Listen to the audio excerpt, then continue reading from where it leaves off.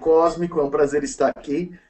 Hoje nós temos um convidado especial, nós temos a honra aqui, nós temos o Jean Valelan. Ele está falando diretamente de Natal. Olá, Jean, como vai? Tudo em paz, Chico. Um abraço para você, dizer da minha honra e alegria de estarmos juntos nessa aventura. E um abraço para todos os nossos irmãos e irmãs que nos escutam através do teu programa Diálogos Cósmicos. Muito obrigado, muito obrigado. Bom, eu tenho um milhão de perguntas para fazer, mas eu vou começar assim mais do beabá, do mais básico, né? O seu assunto gira muito em torno da questão de Javé, da criação, não é? Eu gostaria que o senhor falasse um pouquinho sobre quem é Javé, o que é Javé para você. Javé é Deus Supremo, não é? Ele foi criado, ele é incriado. Falando um pouquinho sobre isso, por favor. Nós vivemos num mundo em que nós costumamos aplicar conceitos à torta e à direita. E nem sempre refletimos sobre o conteúdo desses conceitos. Os conceitos que aplicamos, as mais da vez, o fazemos por mero hábito cultural. Então, por exemplo, aqui na região que eu vivo, quem tem um carro, ainda que devendo a Deus e o mundo, mas que seja um carro grande ou imponente, é doutor.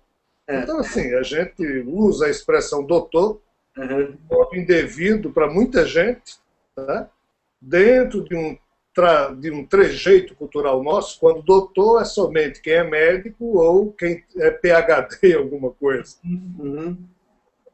Esse mesmo equívoco que nós tratamos muita gente com o epíteto de doutor, sem ter nada a ver com a realidade, nossos irmãos dos tempos antigos também tiveram, ou por traço cultural, ou necessidade, ou mesmo lavagem cerebral, tiveram a entronização de um hábito muito estranho, que é chamar de Deus, de deuses, figuras que nada têm a ver com aquilo, com o conceito que nós, em tempos mais modernos, imaginamos ser o conceito mais próximo de Deus que nós deveríamos usar.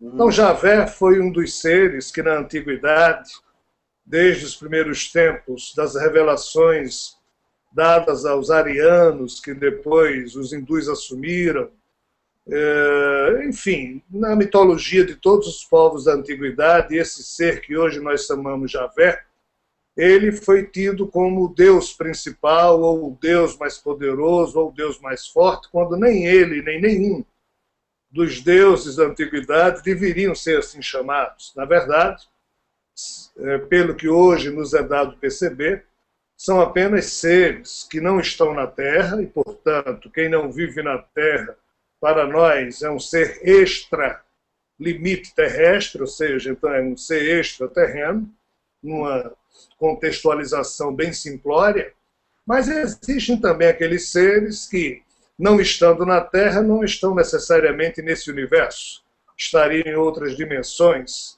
Então lá vai um outro conceito de extradimensional, e nós nos perdemos nesses conceitos todos. Então, respondendo objetivamente, dentro da minha experiência, que pode estar prenhe de equívocos, cheias de equívocos de minha parte, mas Javé nada mais seria do que um cientista extraterreno que criou uma dimensão, ou seja, criou esse universo e outras dimensões, mas ele nada tem a ver com Deus.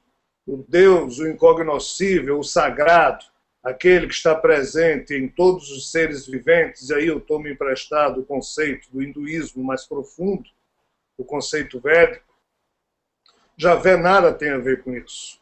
O Javé que existe hoje, ele não é incriado, ele foi criado no meio de um acidente. Foi criado como uma espécie de corpo holográfico de uma divindade que, ao criar esse universo, teve um problema, e isso está descrito em alguns livros da antiguidade, e hoje, de forma mais moderna, a própria física quântica aponta para a existência de um observador. O que ainda não foi percebido pela ciência é que esse observador se tornou prisioneiro da própria criação. Então, Javé não é incriado. Incriados somos todos nós no que se refere aos nossos espíritos, Uhum. o Espírito de Deus, o verdadeiro e único Deus dessa história, e de tudo que ele criou, como o Bhagavad Gita diz, nunca houve um tempo em que eu e você não existimos e jamais haverá um tempo em que deixaremos de existir, já que cada parcela que chamamos de espírito é eterna, pois já se encontrava no seio da deidade desde todo sempre. Uhum. Então é isso que eu poderia dizer como opinião pessoal em relação à pergunta que você me endereçou. Então, se eu entendi bem... Javé é uma mera projeção holográfica da sua mente enquanto divindade e nada mais que isso. Tem uma... Interessante. Eu tenho uma... Eu vi um documentário sobre o Evangelho Apócrifo de Judas. Eu não sei se você conhece aquele Judas, dos Judas Iscariotes, né? Sim. Que fala que Jesus, segundo esse Evangelho Apócrifo, chega para os apóstolos e diz assim: para quem orais? Para o Criador verdadeiro, para o Senhor desse mundo ou para o Senhor desse universo? Uma coisa mais ou menos desse tipo. Como se existissem dois, né? Eu não sei se esse Evangelho Apócrifo é verdadeiro ou não, né? Que seria o Evangelho de Judas, e me parece mais ou menos isso que eu entendi, né? Que é mais ou menos essa ideia. O senhor acha que, por exemplo, que aquela palavra Elohim, que está no plural, se refere a Javé, e que Javé era um time de seres criadores, é mais do que um, são vários? Ele criou sozinho ou ele criou em grupo, na sua opinião? Você está me chamando de senhor, mas eu sou bem mais novo que você, viu? Se você continuar com isso, eu também vou lhe chamar de senhor. Então, tá bom, você, então, desculpa, é respeito. Estou aí na brincadeira da idade? Eu sou bastante velho, mas... Brincadeira, Chico. É assim, meu irmão, na época em que Jesus viveu, logo depois da sua morte, um século depois da sua crucificação, os historiógrafos registram para mais de 4.000 evangelhos que existiam nessa época, pois o cristianismo ficou dividido em diversas seitas. Havia os paulicionistas, que só aceitavam as epístolas de Paulo como sendo as verdadeiras. Havia os macionistas, que só aceitavam o evangelho de Lucas como sendo verdadeiro e não os outros. Havia os gnósticos, os montanistas, havia de tudo, né? E, no meio dos gnósticos, existiam também segmentos que terminaram se transformando em seitas distintas. Os gnósticos setianos, os gnósticos ortodoxos, os gnósticos voltados de forma muito radical contra o Deus do Antigo Testamento, a quem eles chamavam de diabo. Eles diziam que essa figura chamada Javé, de Deus nada tinha, mas seria a personificação do próprio diabo. Então, é uma época em que muitos escritos foram ali originados, e são escritos, vamos assim dizer, originais. Agora, se o que está escrito está correto ou não, é uma outra história. Então, o Evangelho de Judas, segundo o que hoje se analisa, teria sido produzido por um certo segmento de gnósticos que viam no Deus Criador, entre aspas, aquele ser chamado Javé, que havia se apresentado ao povo judeu como sendo o Criador do céu e da terra. Essa turma demonizou esse ser e aproveitou para tirar dos ombros de Judas, tá, a satanização que fizeram com ele. Mas aí, na minha opinião pessoal, houve um exagero na hora em que, em eles pretendendo tirar o papel de bandido de Judas, colocaram sobre os ombros de Judas o manto de herói, que eu também não acho que deva ser colocado. Na perspectiva da qual eu parto, Judas não foi um traidor barato.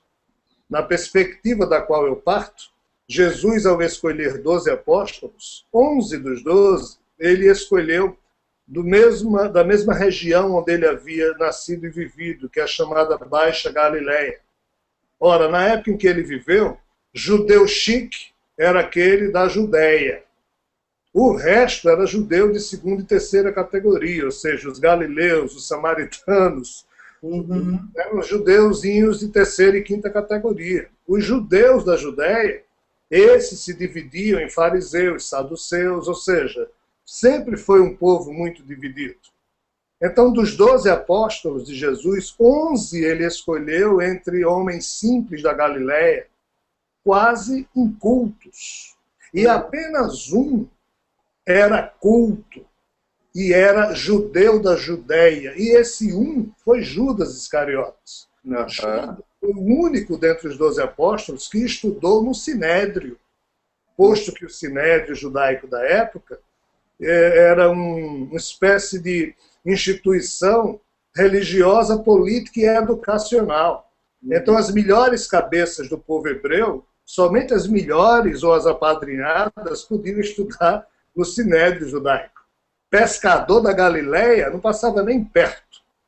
Então, dos 12 apóstolos de Jesus, isso é história, um era muito culto e os outros 11 nem tanto. E esse culto era Judas. Judas era fariseu? Não, não necessariamente. Judas, ele, durante um certo tempo, ele se deixou atrair pelo farisaísmo. Mas, como ele, muito cedo, se sentiu como alguém com uma missão divina, ele, na hora em que descobriu Jesus, diferente dos outros apóstolos que agiam pela crença, ele tinha absoluta certeza de que Jesus era aquele de quem as escrituras judaicas falavam, que o próprio farisaísmo falava. Mas quando ele conheceu Jesus, ele ficou refém das suas amizades farisaicas, mas ele se libertou. Ele tornou-se realmente alguém seguidor de Jesus. Mas qual o problema? O seu orgulho fez com que ele afirmasse sempre aos fariseus de que ele, Judas, sabia quem era o Messias. E que no momento preciso ele apresentaria ao Sinédrio judaico o Messias esperado. E quando Jesus, mostrando que tinha poderes, na medida em que caminhou sobre as águas, curava leprosos, e Judas viu isso, Judas foi testemunha disso. Então, cada vez mais, essa certeza Judas tinha de que Jesus, no momento propício, iria se tornar o rei dos judeus, ou seja, o Messias político, que iria formar um grande exército para tirar o povo judeu do domínio da opressão romana. E a ideia de Judas era a mesma ideia de Javé, fazer com que o povo judeu dominasse todas as nações da terra e Jesus fosse o rei desse povo, para somente assim a educação para todas as criaturas do planeta poder ser posta em prática através do viés judaico. Esse era o plano de Judas. E Jesus muitas vezes conversou com ele dizendo: Judas, eu não sou esse que você espera. Não venda a minha imagem desse jeito. E Judas dizia: não, mas eu não estou fazendo isso. Mas Jesus sabia que ele estava. Então, quando os fatos convergiram para o impasse, como Judas havia recebido uma espécie de ultimato dos fariseus, quando Jesus entrou em Jerusalém, na última semana que ele lá esteve, e provocou certo rebuliço, o pessoal do Sinédrio perdeu a paciência com Judas, já que Judas era o contato de Jesus com o Sinédrio. É como se os fariseus e os doutores da lei saduceus da época tivessem dito: Judas, esse cara que você diz aí que é o nosso Messias, ele está falando mal da gente. Ou você dá um jeito nisso, ou nós vamos mandar prendê-lo. Então Jesus, que tinha uma onisciência e um pré-conhecimento dos fatos, sabia que Judas, naquela semana, estava agindo sob um ultimato, sob o efeito de um ultimato. E assim é que ele, Jesus, também, sabendo que ia ser morto, o homem Jesus aí devia ter um quê de estresse, de nervosismo nesses dias, na noite da chamada última ceia, ele, sabendo que seria inevitável a atitude de Judas, pois que o ultimato se vencia na sexta-feira, antes da festa pascal, já que o Sinédrio não admitia que Jesus fosse bagunçar no sábado, que era o dia da grande festa pascal, vamos assim dizer, Então foi quando Jesus, na última ceia, olhou para Judas e disse, cara, faça logo o que você vai estar pensando em fazer. Uhum. Ou seja, em outras palavras, já que é inevitável, faça.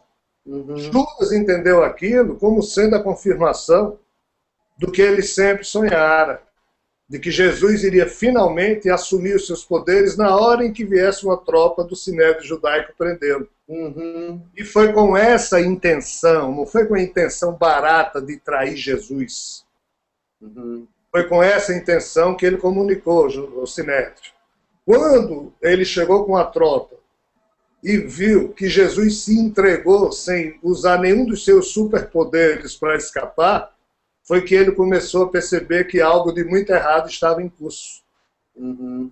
E as tais 30 moedas de prata que ele recebeu, do jeito que hoje em dia nós temos a condecoração do Cruzeiro do Sul, que o governo de um estado dá para alguém que prestou relevantes serviços, medalha disso, medalha daquilo, na época, o Sinédrio dava como espécie de homenagem ou condecoração aos judeus que prestavam um grande serviço aos interesses do povo judaico, era exatamente 30 moedas.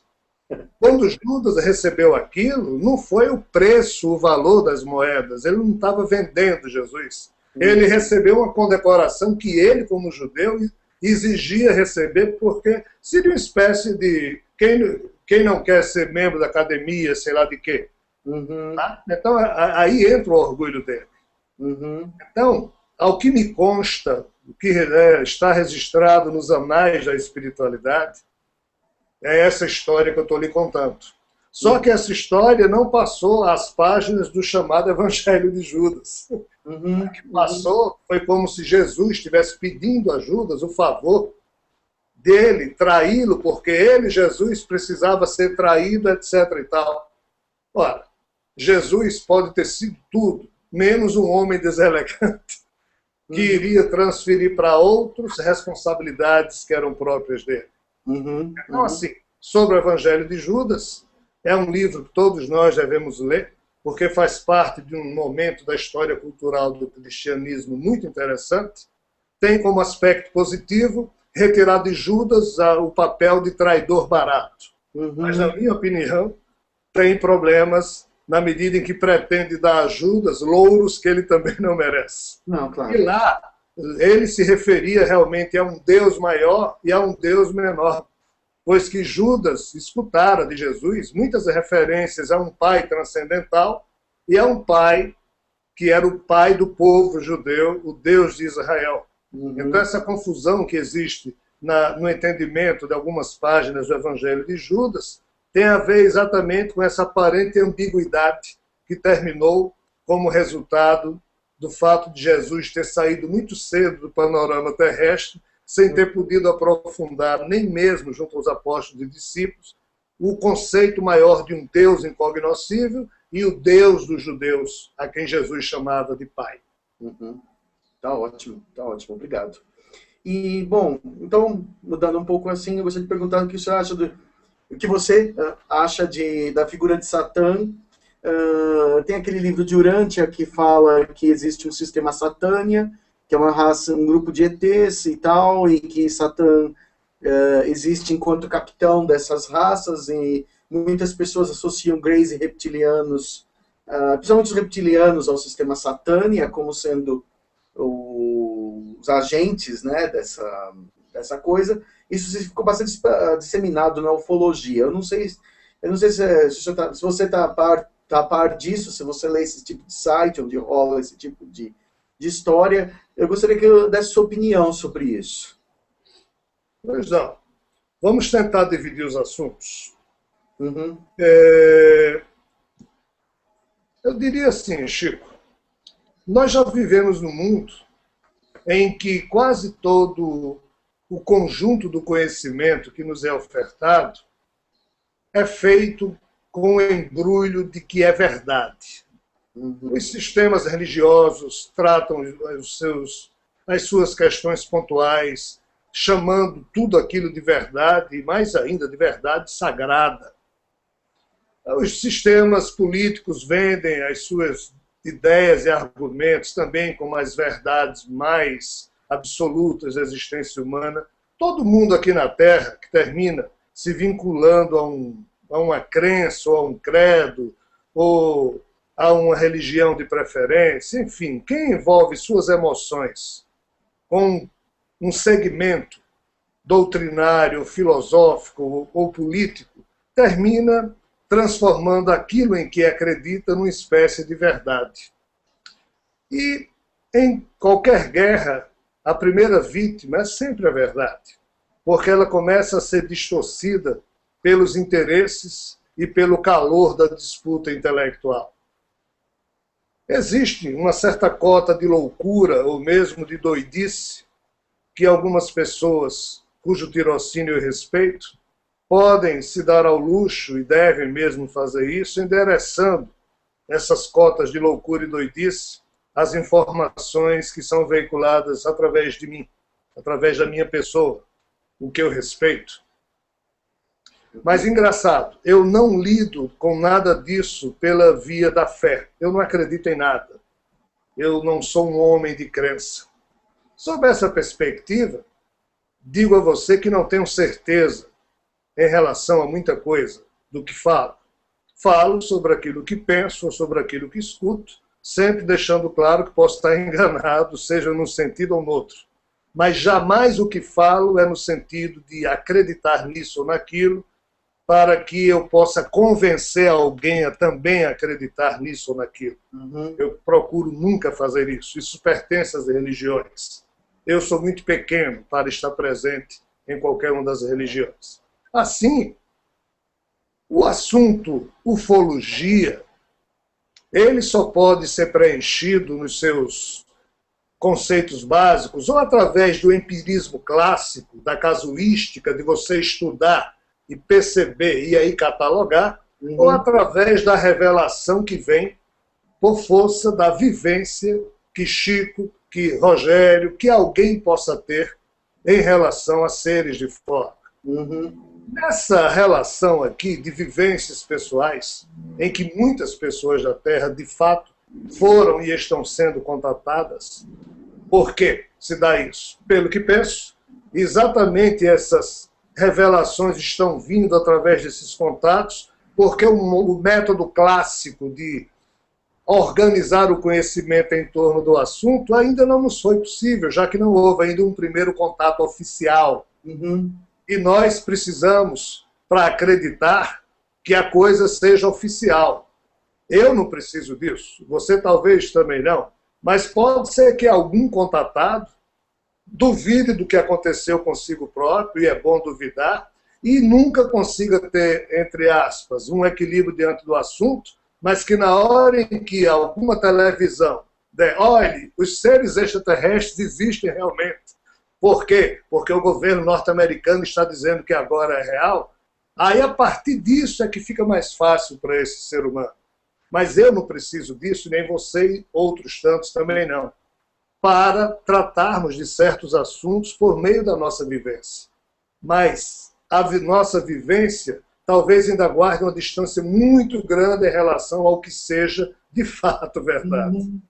Feita essa observação, eu diria para você que, na minha vivência, dentro daquilo que eu posso observar com os meus erros e equívocos, de fato, o ser a quem nós chamamos de Satã foi um dos seres presentes desde os primeiros momentos na rebelião de Lúcifer, e existe sim um mundo em que seres da família dele e outros que ficaram como prisioneiros dos primeiros momentos da rebelião estão todos sim confinados numa espécie de mundo.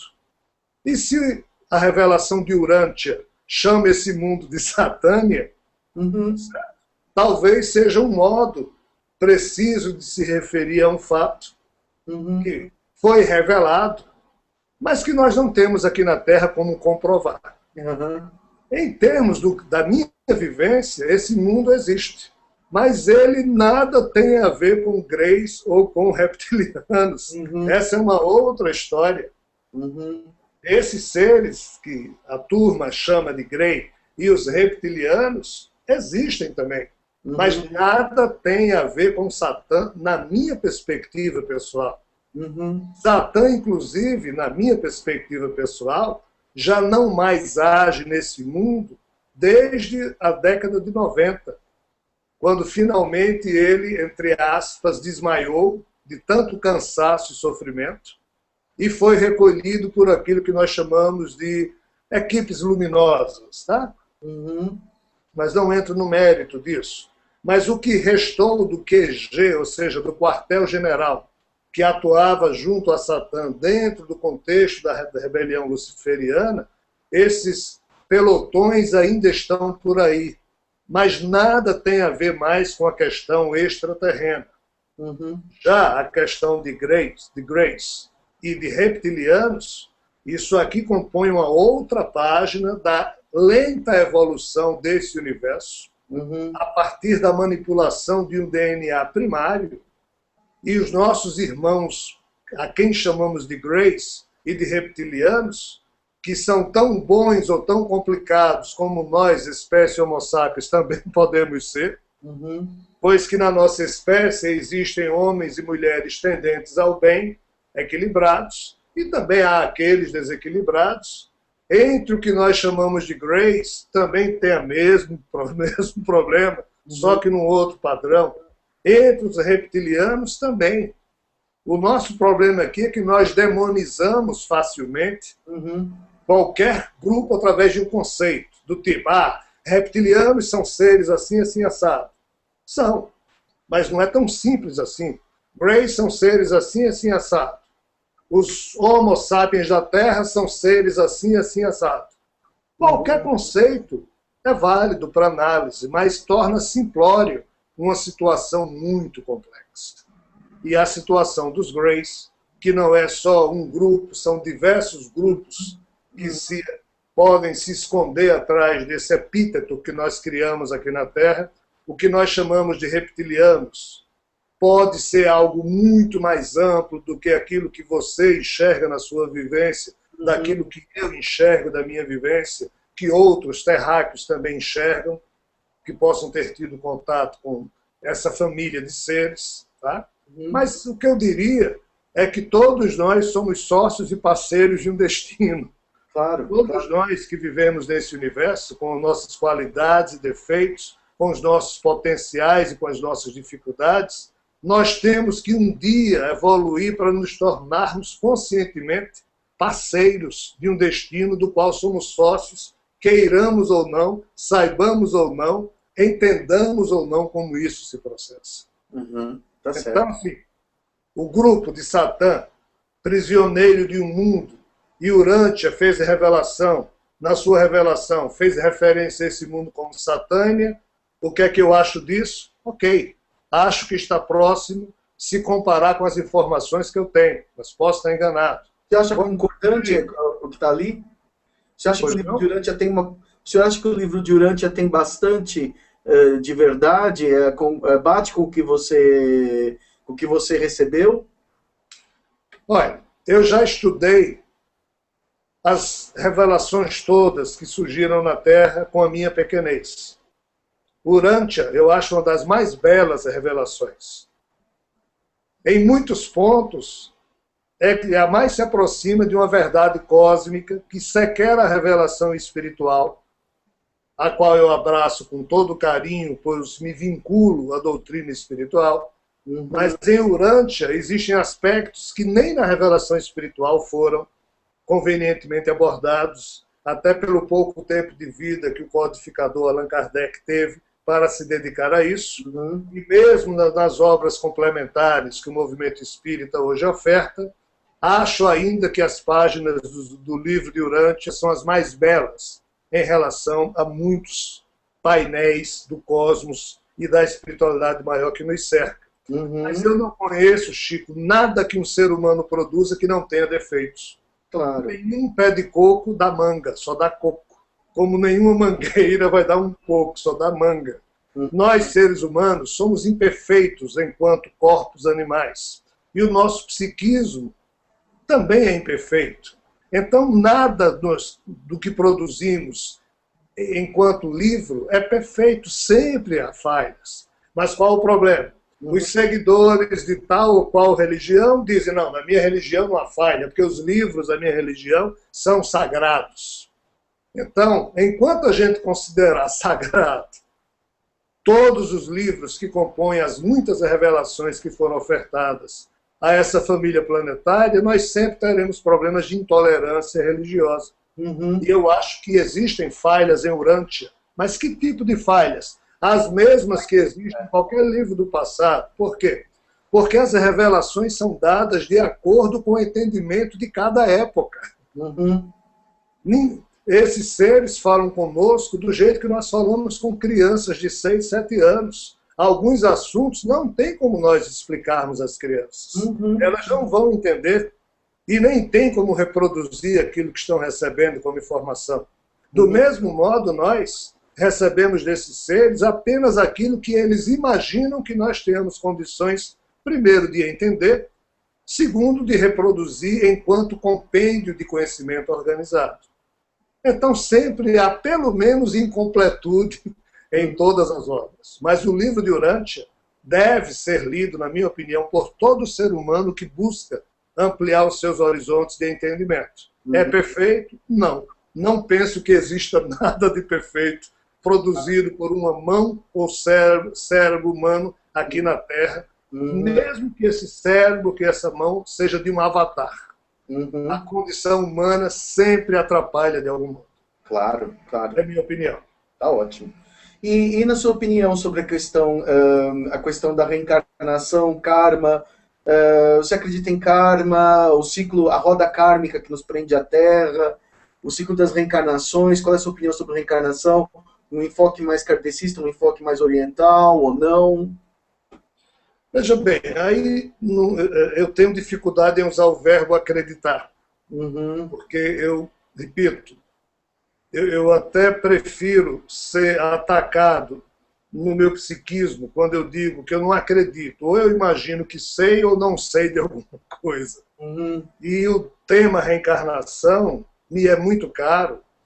E eu diria a você que eu não acredito nisso. Eu sei que isso é assim. Tá? Então, a minha presunção nesse campo, ela se dá não pelo fato de orgulho ou soberba, mas é porque eu não sei acreditar nas coisas. Eu procuro estudar. E, além do estudo, tem a própria vivência mediúnica com os amigos espirituais, que, no meu caso, despertaram centros memoriais de vidas passadas. E na minha condição humana fica difícil, então, eu não saber que existem vidas passadas. Se isso é loucura, como eu disse, é parte do meu processo de aprendizado, mas eu lhe responderia objetivamente dizendo que as principais tradições do Oriente, todas elas falam em reencarnação há muito tempo.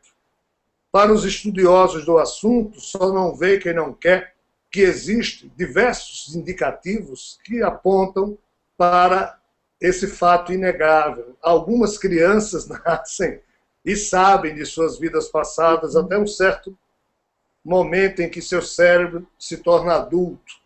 E se tornar adulto nem sempre é uma coisa muito boa para as lembranças da reencarnação.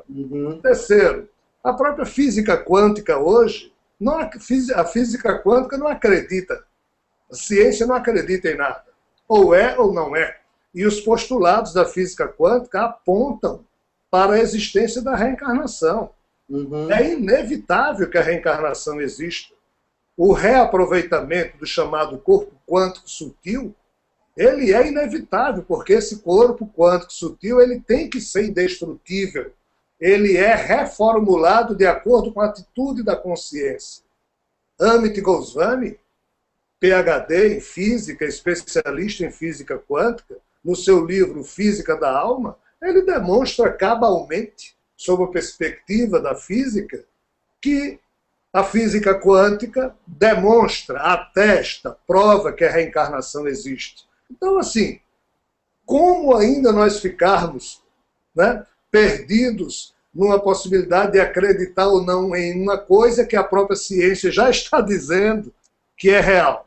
Existem aqueles programas em que os repórteres, para brincar, chegam e, em se aproveitando da ignorância humana, perguntam a um transeunte apressado: você acredita na lei? Você é a favor ou contra a lei da gravidade? Aí a pessoa diz: sou.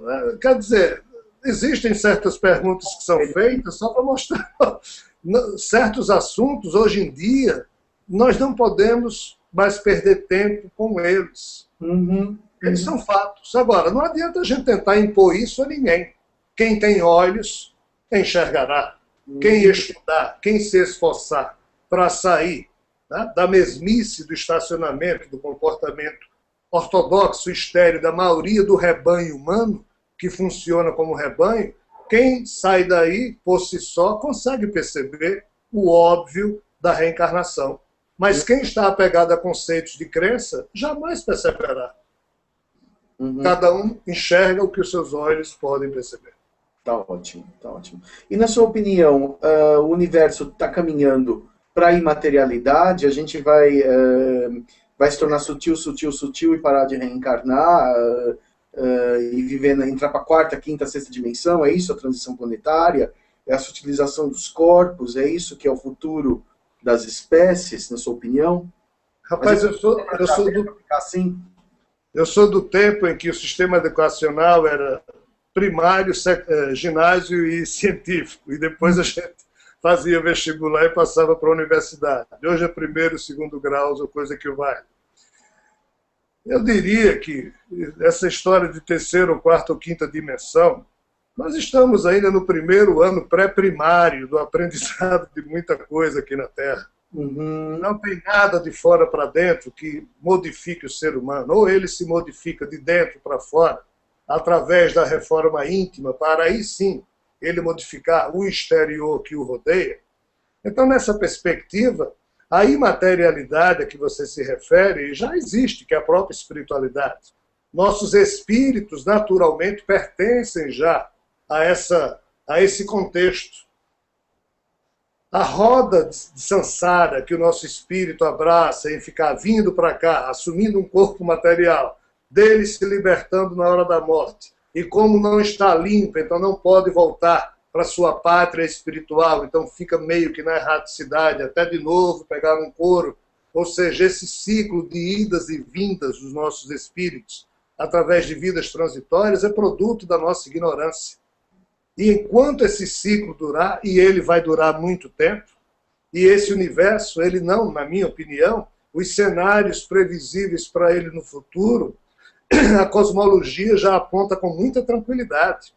Do jeito que há 13,7 bilhões de anos não existia uma luz acesa e a primeira estrela se acendeu, quando o hidrogênio terminou se consubstanciando em hélio, a quantidade de elétrons que existia nesse primeiro momento, há 13,7 bilhões de anos atrás, vai ser a mesma que vai existir até o final, porém, quando o último combustível estelar se for consumido, tudo se transforma em escuridão e os elementos químicos que são produzidos nas fornalhas estelares não serão mais produzidos e a matéria se acaba. Quando isso acontecer daqui a trilhões de anos, nossos espíritos estarão aonde? Na espiritualidade maior. Ninguém vai precisar mais de corpo. E esse universo vai deixar de existir. Então, a própria cosmologia aponta os diversos cenários que a expansão do universo seguramente haverá de ter. Qual dos cenários aí o futuro dirá? A versão mais moderna hoje da cosmologia, Chico, aponta para o fato de que esse universo é um grande computador quântico e eu, você e cada um daqueles que nos escutam somos as teclas de um grande computador. As minhas atitudes mentais e emocionais é que apertam essa tecla e eu sou um co-criador da realidade futura desse universo, como qualquer ser cósmico é. Nessa perspectiva, eles falam de um universo biológico, já que no início não existia biologia, era só fisicoquímica. Então, assim, para onde os nossos espíritos vão, independe do que esse universo possa deixar de fazer ou fazer. Se nós evoluirmos espiritualmente, nós não precisamos desse universo para existir. não precisaremos de corpos transitórios, porque a vida real, entre aspas, a vida que sempre existiu, mesmo antes da criação desse universo, é a vida espiritual. Então, na minha opinião, esse universo é uma faixa de realidade que teve um início e a ciência aponta que um dia terá um fim. Enquanto isso não ocorrer, nossos espíritos que estiverem presos, a tal roda de Sansara que você falou, que precisem passar por aqui devido a karmas, estarão sempre caminhando entre o berço e a cova, administrando a sua capacidade ou a sua incapacidade de homenagear a vida e de ser um co-construtor da realidade universal, ou somente um ser que dela vai se alimentar para se nutrir. É uma questão de progresso espiritual. Quer dizer, então, que na sua opinião, não existe, não dá suporte àquela ideia de universo pulsante, por exemplo, que expande, cresce, dá Big Bang, Big Crumb, Big Crumb, Big Crumb, fica se recriando que nem uma... Ele se recicla automaticamente. Esse é um dos cenários que a cosmologia aponta, né? É o Big Bang e o Big Crunch. Né? É isso. Ele vai e volta, mas esse é um dos cenários. O outro é que as branas que existiam, isso é a ideia já da teoria das supercordas. Na criação desse universo, quando uma brana toca na outra, surge uma singularidade em um outro universo, então passa a existir, mas um dia deixará. Eu não estou dizendo isso. São os cenários da cosmologia. Sim, sim. A revelação bramânica é que diz isso. Mas o que os amigos espirituais costumam me fornecer a nível de informação sobre isso é que não. A vida espiritual é pré-existente a isso tudo e seres co-criadores criam universos. Esses universos podem se tornar, a partir da sua criação, eternos ou podem se tornar transitórios se forem defeituosos ou se tiverem nascidos programados para aquilo ali. Os espíritos que passam a habitar um universo ou outro são obrigados a responder com a sua própria vida ou tratar a sua vida de acordo com as leis científicas que imperarem naquele tipo de universo. Mas a vida real é a vida espiritual. A vida que levamos nesses universos serão sempre transitórias. Tá certo. Tá ótimo. Bom, só para finalizar, a última pergunta, tá? Voltando ao assunto do Jesus, né? O pessoal gosta muito de perguntas sobre Jesus e você é uma pessoa que entende muito do assunto. Jesus era ET, na sua opinião? Aquela cena da concepção de Maria, quando ela concebe virgem, né? Teoricamente, muita gente acha que é um híbrido que foi enfiado no útero dela. E terminando, se você acha que Jesus retornará à Terra para o retorno de Jesus, se você acredita no retorno de Jesus. A minha loucura transcende o verbo acreditar, como eu lhe disse. Eu penso que sei que Jesus inevitavelmente voltará à Terra do jeito que ele prometeu retornar. Mas fisicamente? Fisicamente. Todos os olhos o verão. Ele retornará como um extraterrestre, vamos deixar bem claro. Não será em espírito, não será nascendo na Terra. O primeiro contato oficial com seres de fora corresponderá exatamente ao cumprimento da sua promessa de aqui retornar. O que eles dizem é que essa primeira visita, que marcaria o primeiro momento da reintegração cósmica da Terra, pois que a Terra está isolada da convivência cósmica durante muito tempo, e é esse assunto que eu trato no livro Reintegração Cósmica, que foi o primeiro livro que eu lancei, a pedido dos mentores. Então, no meu caso, eu já não posso nem acreditar ou deixar de acreditar, pela quantidade de informações e fatos, e também de vivências que tenho. Eu sou meio que um bêbado que já não reconhece a própria bebedeira, ou um louco que já não consegue atinar com a própria loucura. Eu não tenho mais cura em relação a esse assunto. Eu tenho certeza que Jesus retornará.